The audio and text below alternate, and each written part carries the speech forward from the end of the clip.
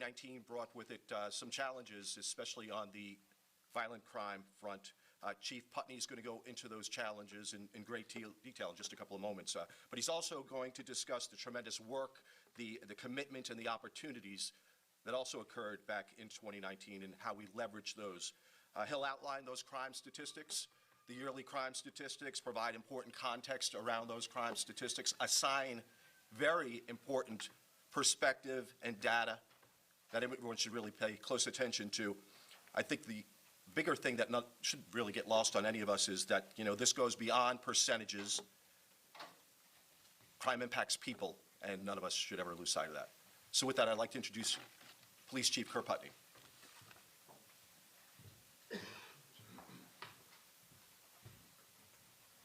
Morning. Let's see if I can do this without my glasses. As Rob said, it's no surprise. 2019 was a challenge for us in the area of violent crime. What you may not know, though, is there was a lot of work, not just by the officers here at CMPD who did some fantastic work, but a lot of community members, some of whom are here, and I'm going to recognize them as we move forward. Overall, though, for the year, we finished up in crime overall by 6%. That represents a 5% increase in property crime, but as we've been talking about all year, a 12% overall in violent. Most noticeable was 107 murders in our jurisdiction last year. I told you I don't like talking about that number because that number represents a loss of life to 107 families. I don't think a number does it justice. Our officers, our detectives continue to work hard to bring closure to those families. We've achieved about an 80% clearance rate overall this year. We're proud of that, but it's not good enough. And I'm not satisfied with that number until we divide that homicide number by 0.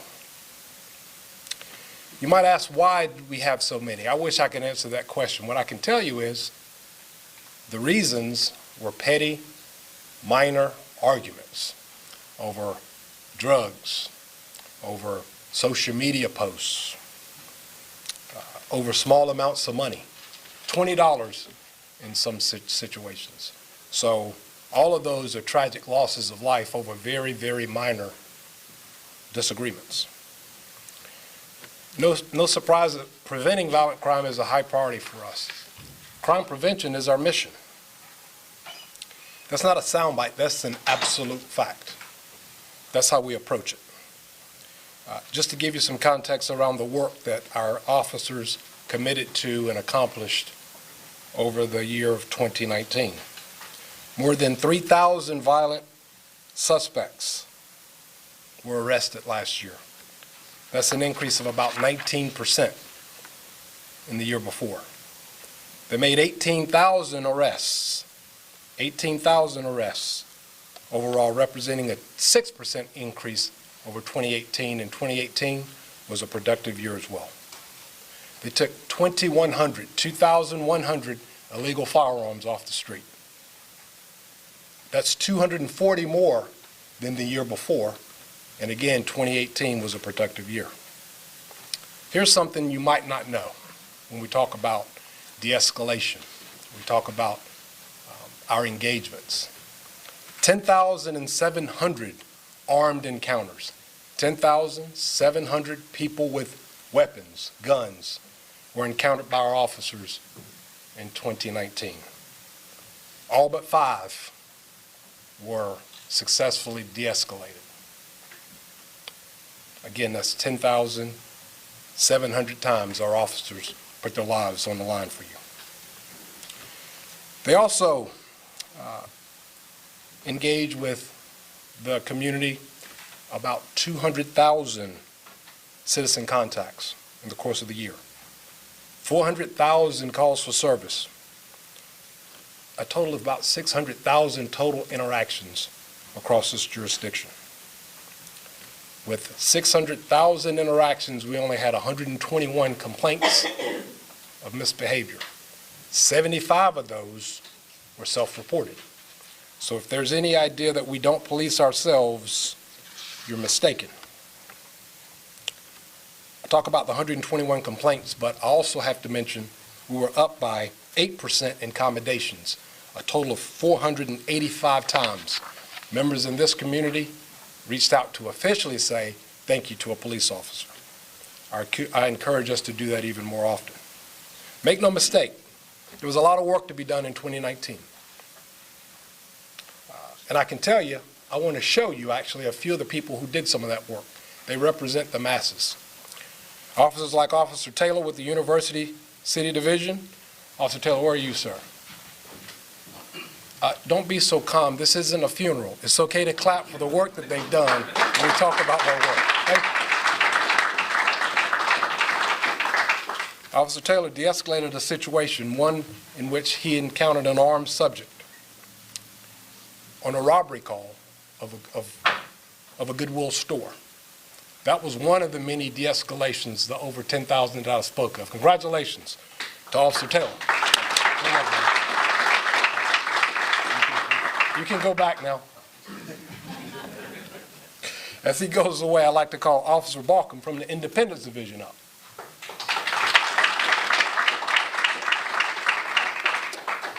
His diligent work led to the arrest of 2 suspects who were robbing members of our Latino community on Charlotte's East Side. Had an issue with that. This gentleman right here before you took the initiative, made an arrest to impact those victims of robbery offenses over on the east side of our city. So with that, I want to thank you for that work and congratulations, sir. Good work, Officer Balcom. Not to be outdone, Detective Penny from North Tryon Division. Her great work resulted in the arrest of several suspects for shooting 2 people during a robbery at the dollar store. Congratulations, Detective Penny. Good work. This is just a sample, an example of the fantastic work that we're so proud of. We all should be proud of that work. But it's not just the people doing the work. We also try to do our work smarter. We use technology. For instance, the Realtime Crime Center that I speak of. We have officers who assisted in over 1,700 calls for service with video footage. 707 times they connected those video pieces of evidence to cases, resulting in 546 stolen vehicles being recovered, 102 fugitives being located, and 38 missing people being located. So fantastic work using technology as well. It wasn't just us. I keep saying it's about partnerships. Our community did great work this past year as well. 3,100 anonymous tips coming into Crime Stoppers. I would applaud that.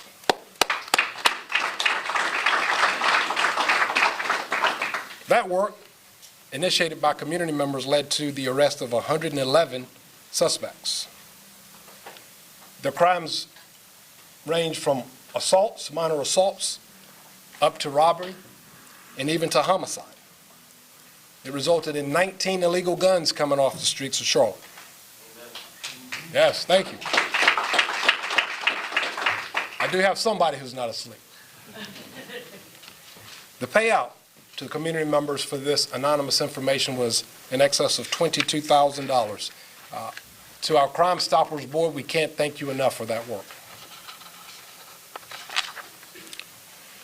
Also, you've heard me talk repeatedly, to the point where I'm tired of it, and I think the community justice partners are too, about accountability. I've been challenged in that area by a lot of people in this room. I appreciate that. Don't let the look on my face fool you. I'm more receptive than you might think. But I can tell you, we can't do this work by ourselves. Partnership has to be a mutual endeavor. And this year, as you know from last year, talking about the whole justice system being accountable, there's some good work moving forward. I can assure you by the end of first quarter, you will see, for lack of a better term, what we call a accountability report card. You know, we talk to you every quarter and every end of year like today. We tell you about the work that we've done. We tell you about the cases. We tell you about the successes and things that we fell short on. We expect our community justice partners to do likewise.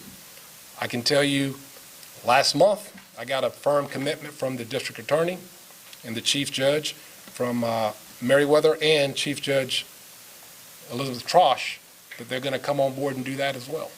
It's not just about what we didn't do well or how things fell through the cracks. It's also celebrating the work. What you don't know about those two is they're highly involved in the community engagement work that we do here to change lives, to break the cycle of violence. So that report card is coming your way, hopefully by the end of first quarter. Kind of aggressive, but I'm speaking for them, and they're not here to dispute it. So let it be done. Also in accountability, I got a lot of people to thank. First and foremost, our officers internally. Came up with the idea based on all of the feedback that I've been getting from this community around how we use force, when we use force, and to what degree. So we wanted to step back and really absorb that. Our officers have been hearing it too, and they really led the way, not only in creating the directive, but drafting it, giving me critical feedback that we needed as an organization. But there are some other members too. And this is not just words on a page. This is a philosophical commitment that we're making. People like our External Advisory Council. I see some of you here today. Thank you. Your feedback's much appreciated. Safe Coalition, NAACP, and I'd be remiss if I didn't mention the Citizens Review Board. I really appreciate those spirited debates, let's call them, that we had to really come up with, I think, some fundamental changes that are going to make us safer, that also talk about not only do we do things the right way, we do them to the right degree at the right times. That was a heavy lift, and I couldn't have done it without you. Thank you so much. There has to be an investment, though. If we're going to break the cycle of violence, we got to be serious about it. I know the city is dedicating funds. I'd like to thank the city manager, the county manager, who's coming on board to do this work too, but it was spearheaded by our mayor, Mayor Vilas.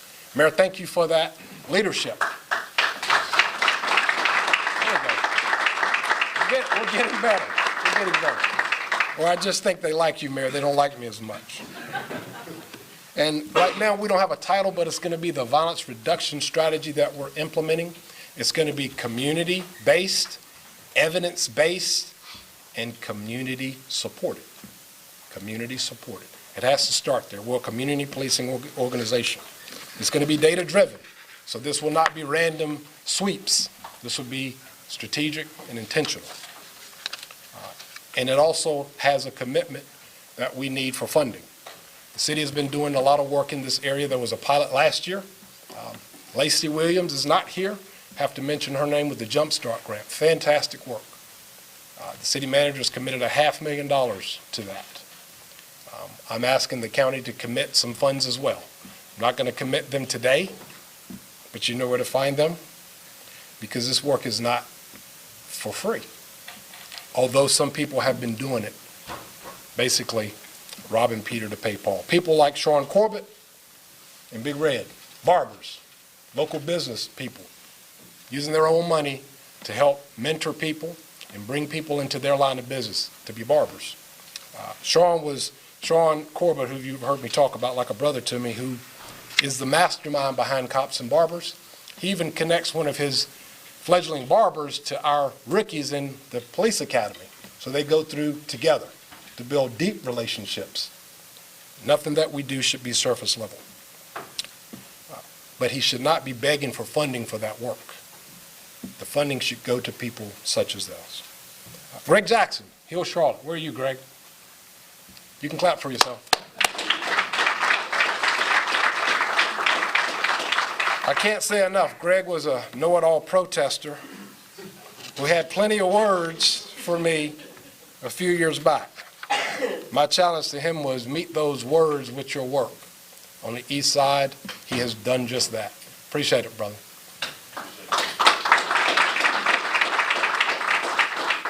Miss Tisha Boyd, I don't know if I see her. Good, I can talk about her. We went to school together.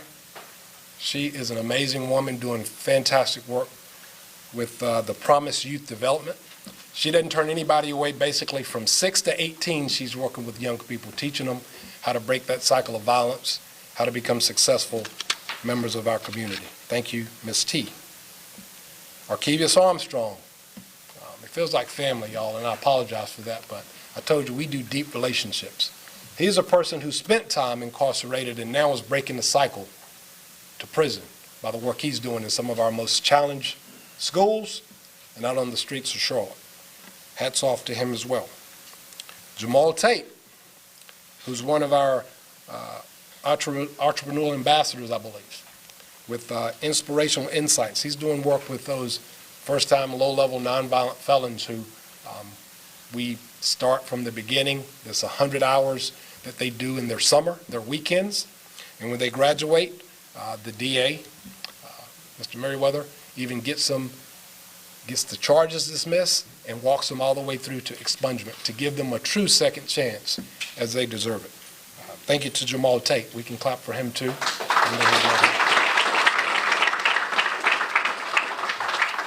I'm going to double up on the Jamals. We have Jamal Kennard here as well. Lakewood, great work as well. Mentoring young people, breaking the cycle. You know, community engagement has been a priority for us as an organization. We have 60 programs. Over the course of the year, we did 2,500 community meetings and activities. 2,500 times. We should be tired of each other by now, y'all. 200,000 participants came in and engaged with us. About a quarter of the whole city came out. I'm going to give you a snapshot of some of those initiatives from 2019, one of which is Willie Ratchford, Community Relations, is here. Thank you, sir, for taking the lead on some of the work we've done, diverting 50 at-risk youth through CMS to schools to conflict resolution, breaking the cycle. Them seeing issues that they're having in school, Willie and his people getting them the skills to break the cycle of violence through conflict resolution, having positive outcomes. Thank you, sir, for that work. CPCRT, yes, I'm going to brag on that again. Community Policing Crisis Response Team. Fantastic work, launched back in April of this year. They've responded to over 2,100 calls for service, made more than 900 referrals of people in crisis. The fact that I'm most proud of is only 2% of the people we've encountered have had to be arrested. I told you we can't arrest our way out of this. That's living evidence of what can work when we connect with clinicians, professionals, to do work to help people who are having crises. Youth diversion, I continue to talk about that as well. This year we diverted 765 young people, which is an increase of 42% from 2018. I have to tell you this data point, 90% of the people who graduate that program do not commit further crime. There it is.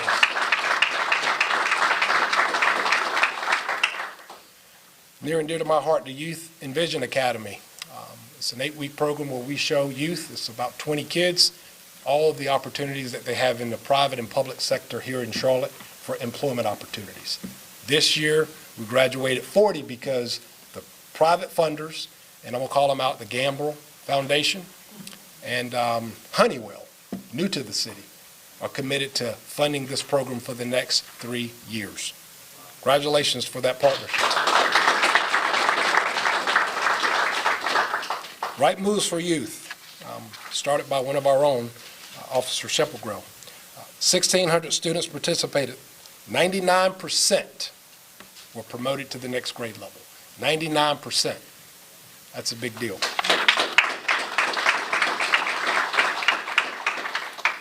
Lastly, Bridge the Difference and ambassadors. We know what we're going to face in 2020.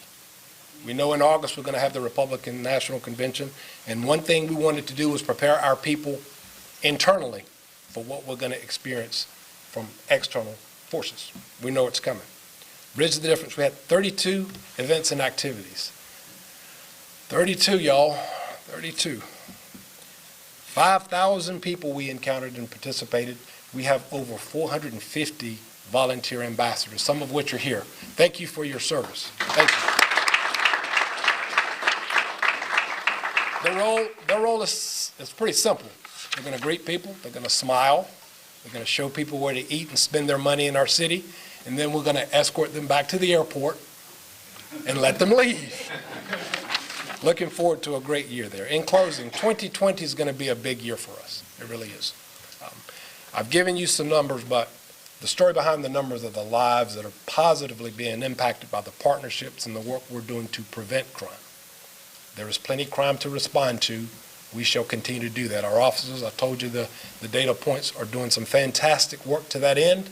It's not going to stop. 2020 is going to be even better. What are your questions for me? Chief, what will the report card, what will be the subjects that the Yes. judge and will have to check off and grade? Very good question. That's going to be them presenting it and also some public input. So what I suspect for us is always crime fighting, the numbers that we do with community engagement activities like I just showed you, the number of felony arrests that we make. It's going to be tracking those further through the system. Here's the thing. I don't think anybody should be able to hide. And I've been told, I called out the judges and I called out the magistrates, we'll get used to it. This is my last year. If there are other people to call out, including myself, I shall do so. It's why thank you. It's why I'm here. But the truth of it is, I'm just talking about accountability. Y'all put it on me. I said, let's share it. Let's mean it. Accountability is nothing should be done in secret that impacts your safety. So some of those data points are yet to be determined. I'm not here to determine them. They have to put their own flesh in the game. Chief, do you think we'll see the impact from the electronic monitoring device program change that was initiated late this year? Do you think that'll have effect? I know one effect is there will be no excuse for releasing people who are charged with homicide on EM. I can tell you that's 100% sure. Chief, you outlined at someone, for good reason, a lot of the good work that was done in 2019 by community, by police as well. And at the same time, the numbers were the numbers, but they were distressing. So you're doing all of that. What more? What's the strategy for 2020? I mean, or is that the new norm? Well, I can tell you, I highlighted it a little bit. I think, though, what I respect is strong leadership, right? Because you're looking at just 2019. You're not even talking about 2018 anymore.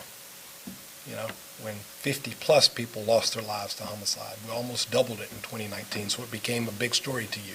What I say is, what are you going to do in 2020 to roll up your sleeves to make that impact? I think we're doing some fantastic work that's going to pay dividends 5 and 10 years down the road. The reason I talk about leadership is the mayor has a strategy that is not just for 2020. It can be for 2030. Our problem is we did this in the 90s, and we took our eye off the ball, and here we are again, so shame on us. I can tell you, from a policing standpoint, our people are doing some fantastic work.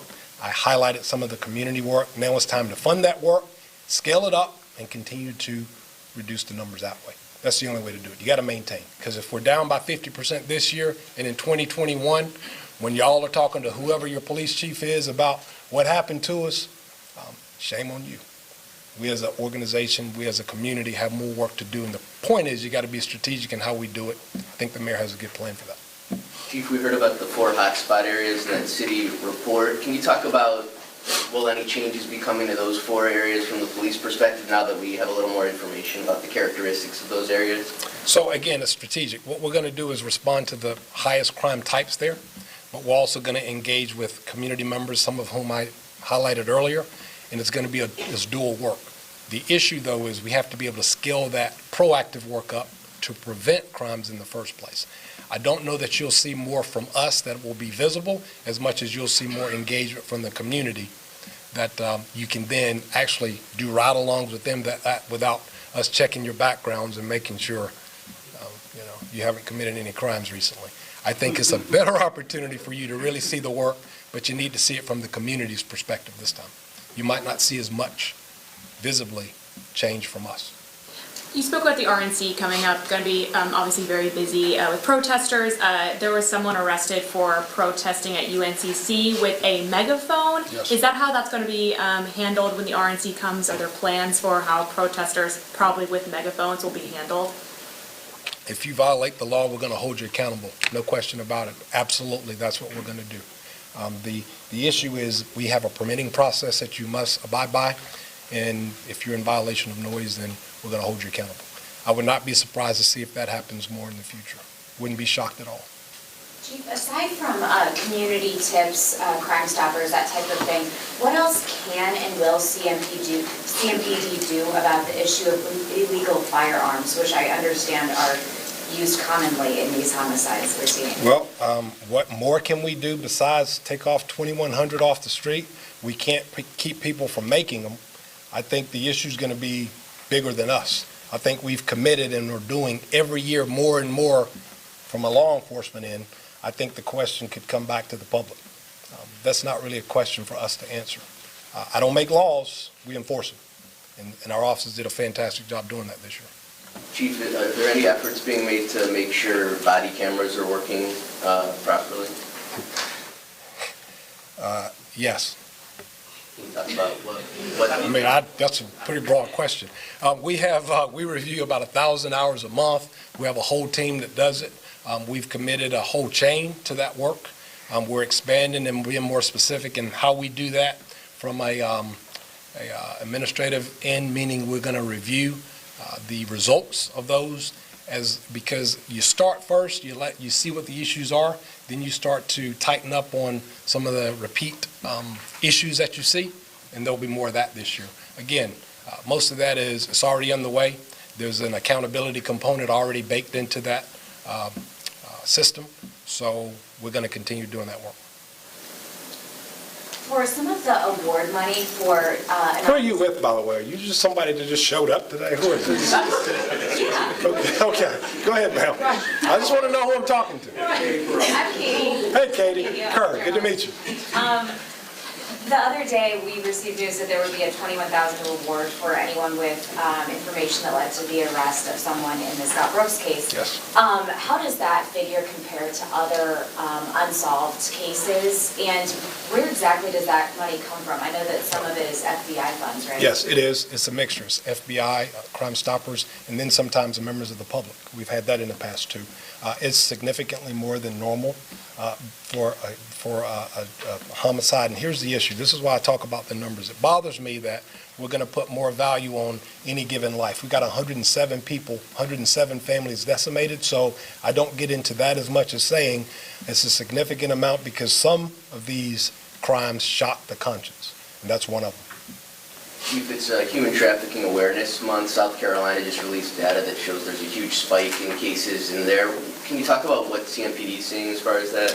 Yes. What I can tell you is it's been gradual but increasing, and our task force continues to do a lot of good work with our federal partners to prevent that. I think where we're weaker is having some of the community partners. We have quite a few who can then engage some of the young people to once you get them, once you find out what's going on, you need to be able to break that cycle because there's a comfort level in having someone support you, someone you can lean on for finances, as negative as it might sound, and until you get that support system, which is where we're weaker, they continue to be a part of that. So yes, it is increasing across the nation really, and here locally as well, and we got to get better at preventing that by having a support system. All right? Yes, sir. You have another one, I can tell if they don't look on your face. As CMPD, kind of related to that one, have you identified hotspots for, human trafficking? Is that continue to be? Not as much because it's terminology. It's like carjacking and human trafficking. They're terms that people place on these crimes. For us, it's simply prostitution. That's how we find out about it. And we go at it that angle. Then when we see it's more of a systemic issue or somebody's actually doing this and doing it at a more widespread basis is when it gets to that level. So for the most part, we don't see a significant increase in prostitution, but we do see a lot more connectedness to some of those crimes. All right? What are some of the key outcomes Now, that you just going to stand up here and ask me a question. You ain't even in the meeting. Now, go ahead, so I'm kidding. Yes, sir, go ahead. Go ahead. What are some of the key outcomes that you want us to focus in when it comes to community engagement and some things what the youth want us to focus on? Yeah. What are some of those things? All right, Jamal, and I didn't plant that question, for the record. Kind of like you, Katie. You just randomly stood up and asked one. It's pretty simple. If you do work and you want to collaborate I told you, equal accountability. And everybody who's ever worked with me knows what it is. If you're mentoring, everybody says, I want to mentor kids. If they're not reading on grade level, doing math on grade level, if you haven't impacted their behavior, meaning they're not having any more behavioral issues, and you're not impacting absenteeism, we're not talking. If kids are in school, they're graduating, they're becoming productive citizens, we have success. Otherwise, you don't deserve a penny to support you.